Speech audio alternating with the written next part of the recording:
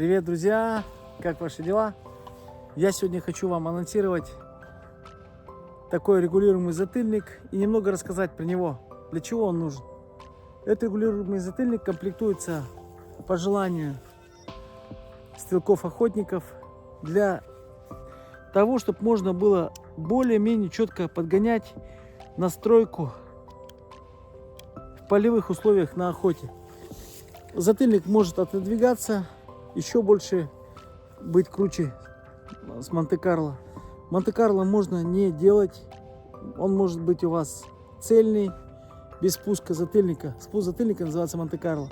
Также можно его поднимать вверх на 15 мм и уводить его в сторону, ребята.